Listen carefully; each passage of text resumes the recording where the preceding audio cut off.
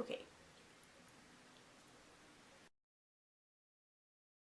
Hey guys, so today's video is going to be a little bit different than what I usually film. I decided to make a video more towards the interior design topic, and I don't know if you guys are familiar with Pinterest, but I am obsessed with it. Basically, it is a site where you can make your own boards and you can pin things. A couple of months back, I came across this picture. I can show it to you guys.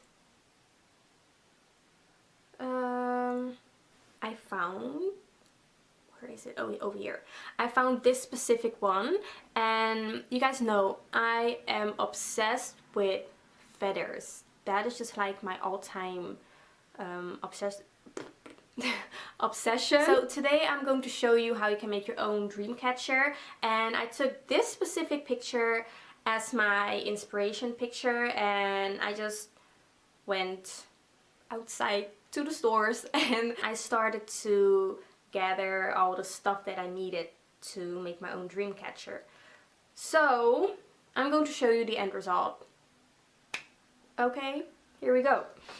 This is the dream catcher that I came up with, and it is a pretty big one, as you can see. If you compare it with my head, it is a pretty big dream catcher, but I am obsessed with the end result. You don't have to copy what you see on Pinterest, you know, you just have to be creative. You don't have to be, but I just decided to be creative and use my own creative mind to make my own dream catcher. I only need to hang it up on my wall, and making your own dream catcher is not expensive at all, and it looks really expensive in my opinion, but I've only paid, I think, somewhat around €6 to buy all these items. The only thing that you have to do is you have to invest your time in this. I think that I have made this dream catcher in an hour, but that is also because I didn't really know how to make it, and I was kind of like looking at the picture and figuring it out on my own how to make it, you know. So that is why I decided to film this video, to make it a lot easier for you guys if you are planning to make one. Yeah, right now I'm just going to get started and show you guys how you can make your own dream catcher. Don't forget to give this video a thumbs up if you enjoyed it, and also if you found it helpful, please let me know.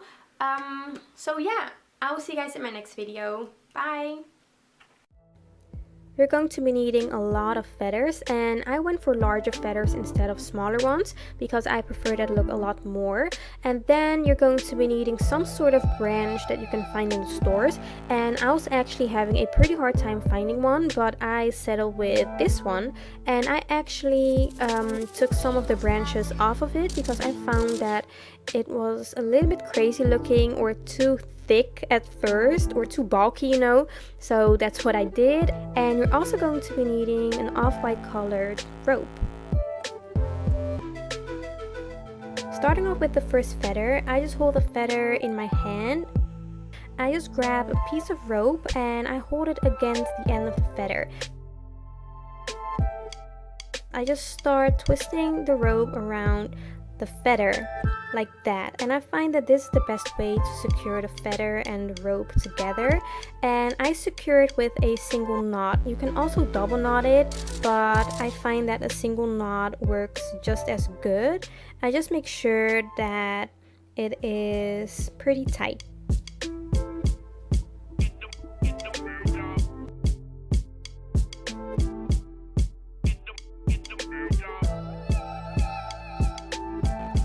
The end result should look somewhat like that.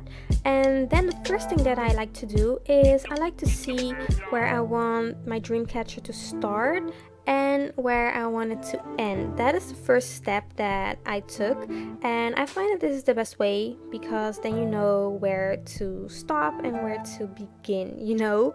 So that is what I did, and I just secured the feathers onto my branch, and this is going to be my guideline.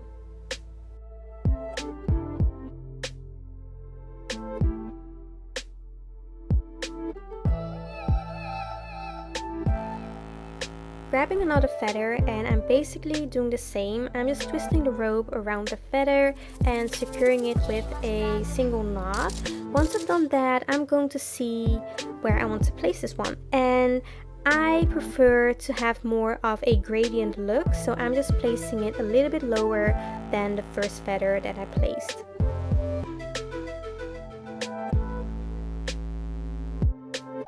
Once I'm happy with the placement, I'm securing it with a double knot this time. I'm not using a single knot because that is not going to keep the feather in place, so I'm using a double knot.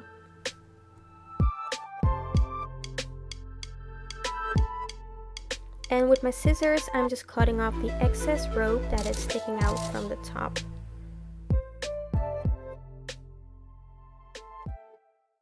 So that's basically all that you have to do. You just have to repeat these steps when making your own dream catcher. At first it might seem a little bit difficult to secure the rope onto the feather, but once you've practiced a little bit, it is going to go a lot faster and a lot easier. And also you have to check quite often if you're happy with the placement of the feathers, because the placement is really going to help with the overall look of your dream catcher.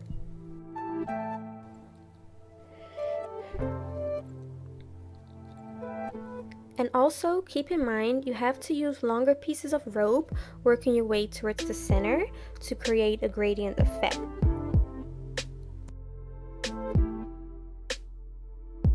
So that's all for this video. Now you've made your own dream catcher using really inexpensive products, but in my opinion it looks really expensive. No one is going to guess that you've made this dream catcher on your own unless you tell them. So I hope you guys have fun making your own dream catcher. You can send me pictures on my Instagram. My name is Cilla's Makeup. I would love to see your end results.